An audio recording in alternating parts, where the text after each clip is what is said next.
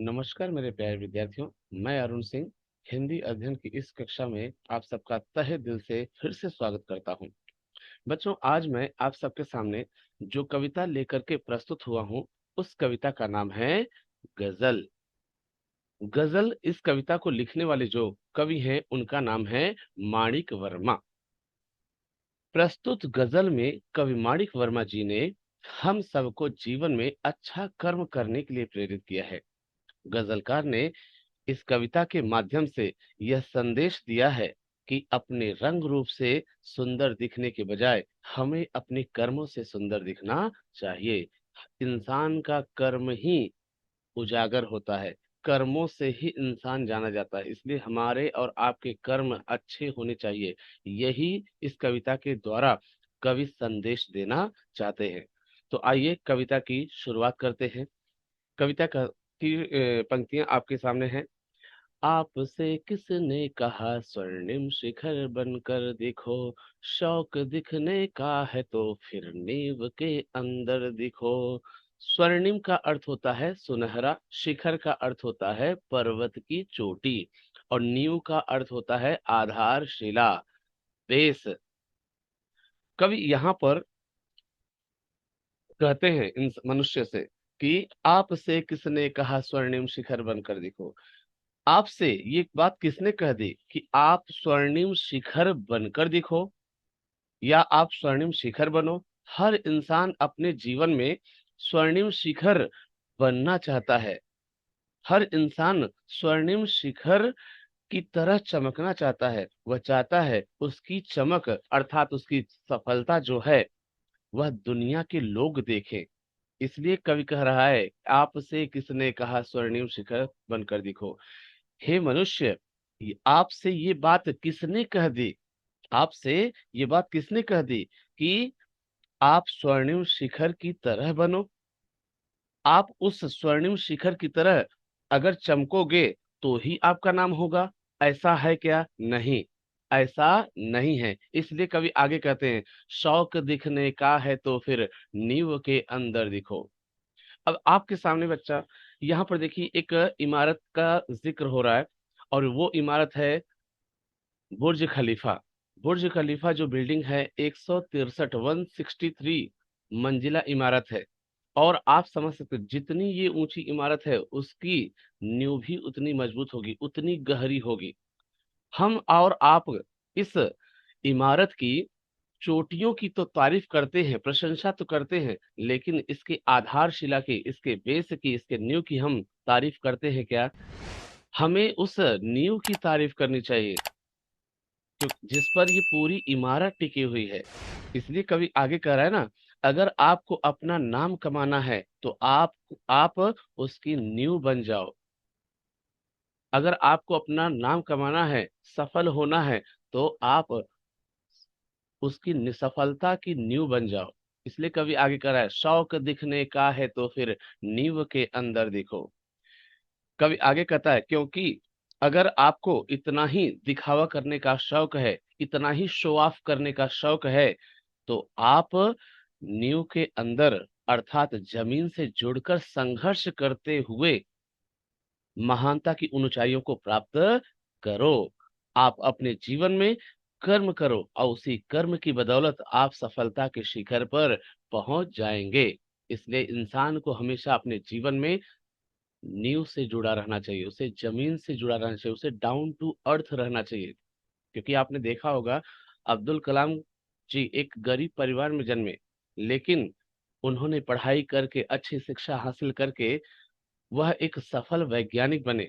उन्होंने परमाणु परीक्षण करके उन्होंने विज्ञान की दुनिया में एक क्रांति ला दी।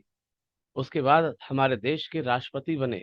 आप सोचो बेटा, इतनी बड़ी पदवी पर आने के बाद भी उनके अंदर कोई दिखावा नहीं था, कोई शो ऑफ की भावना नहीं थी। वह जीवन में नींव से जुड़े रहे, जमीन से जुड़े रहे और जीवन में संघर्ष करते रहे, कर्म करते रहे। क्योंकि इंसान नाम से नहीं कर्मों से जाना जाता है, कर्मों से ही उसके नाम की पहचान होती है।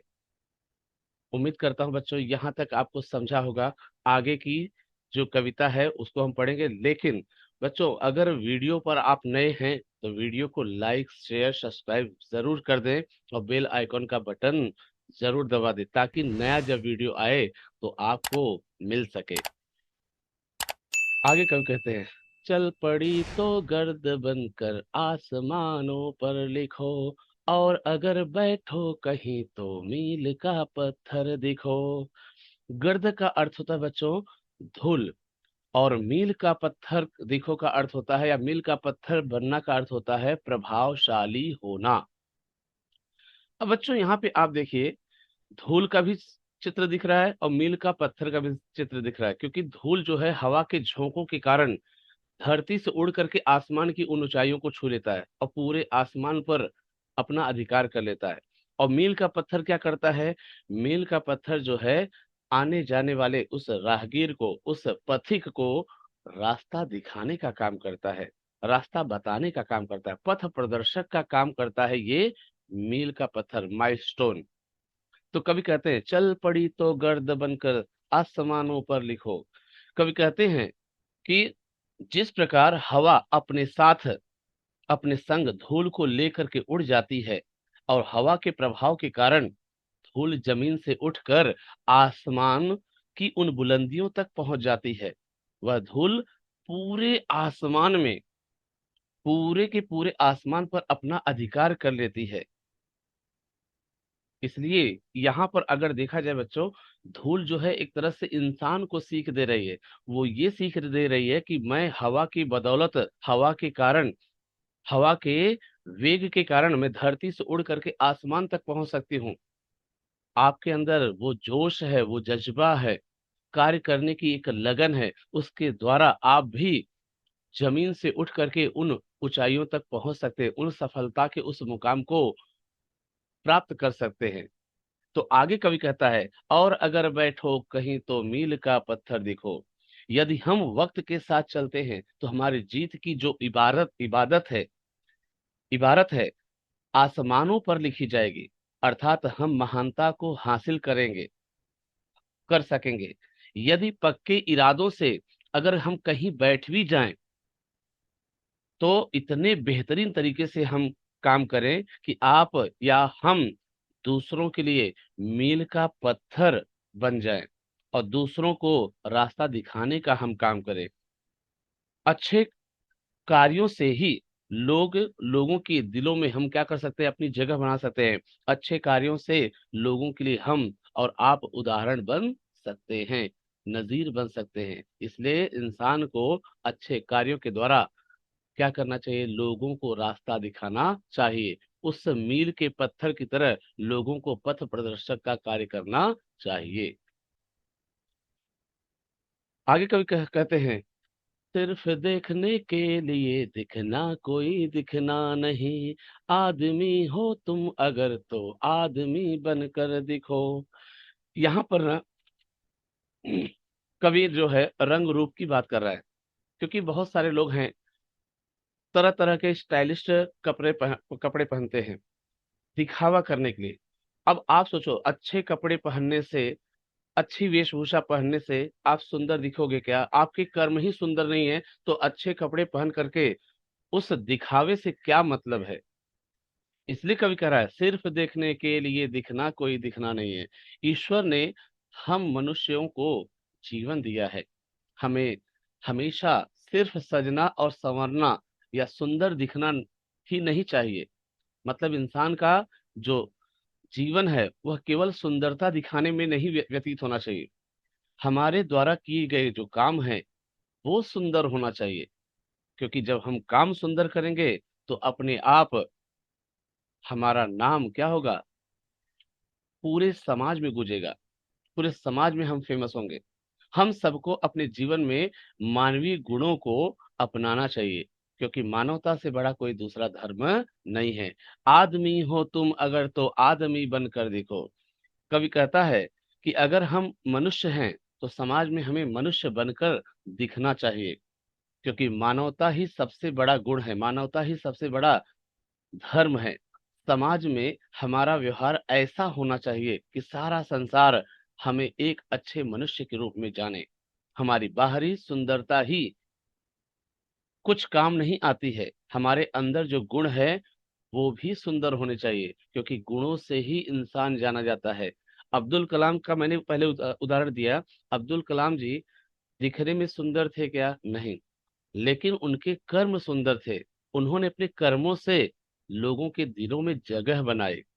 इसलिए इंसान को सजना संवरना छोड़ करके अपने जीवन में अच्छे कर्म करना चाहिए।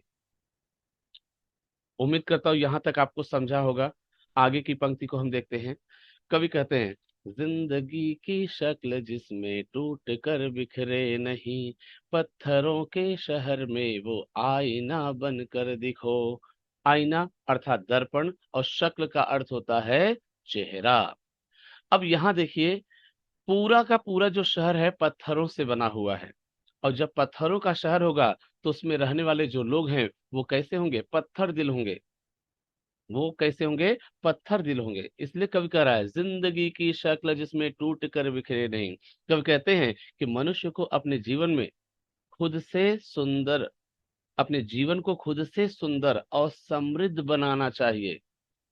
अब आपका जीवन है या मेरा जीवन है, तो हम अपने जीवन को सुंदर और समृद्ध बना सकते हैं। आप अपने जीवन को सुंदर और समृद्ध बना सकते हैं।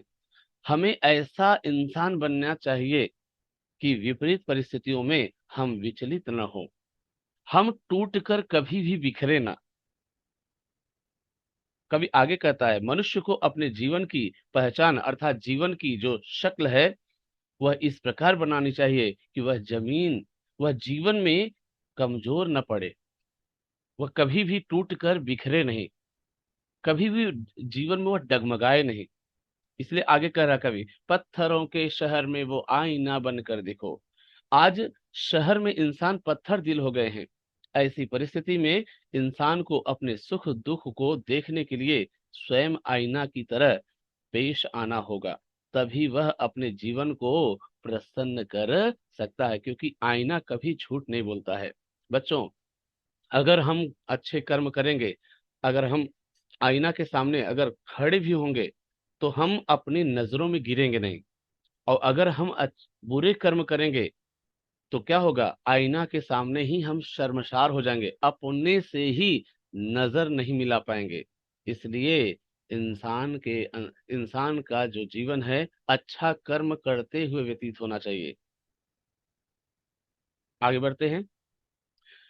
कवि आगे कहता है, आप आपको महसूस होगी तब हर एक दिल की जलन, जब किसी धागे सा जलकर मोम के भीतर दिखो। कवि कहता है, आपको महसूस होगी तब हर एक दिल की जलन, जब किसी धागे सा जलकर मोम के भीतर दिखो। महसूस का अर्थ होता है एहसास, और जलन का अर्थ होता है पीड़ा या कष्ट। अब यहाँ पर कवि कहते हैं कि हम आपको महसूस होगी तब हर एक दिल की जलन। कवि कहते हैं कि हमें प्रत्येक मानव के प्रति सहानुभूति की भावना रखनी चाहिए, सिंपैथी की भावना रखनी चाहिए। यह तभी हो सकता है जब हम हर व्यक्ति के दुख और तकलीफ को अपने अंदर महसूस करेंगे, फील करेंगे, एहसास करेंगे। अब यहाँ पर कवि ने ना मोमबत्ती का उदाहरण दिया है, मोमबत्ती का सहारा लिया है। और कहता है कवि कि जैसे मोम के अंदर धागा होता है, और वह धागा जो है जलकर सभी को जीवन में प्रकाश फैलाता है। अब आप सोचिए, धागा जलता है और मोम जो है पिघलता है, यानी धागा जो है हमारे और आपके जीवन में प्रकाश फैलाने के लिए, हमारे और आपके जीवन को प्रकाशित करने के लिए वह अपने आप को न्यौछावर कर रहा है, अपने आप को अर्पण कर रहा है। इसलिए आगे कवि कह रहा है कि उसी प्रकार जब किसी धागे सा जलकर मोम के भीतर दिखो। कवि आगे कहता है कि व्यक्ति को भी मोम के अंदर समाये हुए धागे की तरह दूसरों के लिए मर मिटना चाहिए, मर मिटने के लिए हमेशा तैयार रहना चाहिए। तभी मनुष्य दूसरों की पीड़ा को अपने मन में महसूस कर सकता है। कवि ये बताना चाहता है कि हर व्यक्ति के अंदर संवेदनशीलता होनी चाहिए, क्योंकि जब आपके अंदर संवेदनशीलता होगी तभी आप हर एक दिल के जलन को, हर एक व्यक्ति के अंदर की पीड़ा को अपने हृदय में महसूस कर सकते हो, अपने अंदर महसूस कर सकते हो। बच्चों, आज का जो लेक्चर है यहीं तक है। अगर वीडियो पर आप नए हैं, प्लीज एक बार मेरा आपसे हम्बल रिक्वेस्ट है, वीडियो को लाइक शेयर सब्सक्राइब जरूर कर। मिलते हैं अगले लेक्चर में। बाय।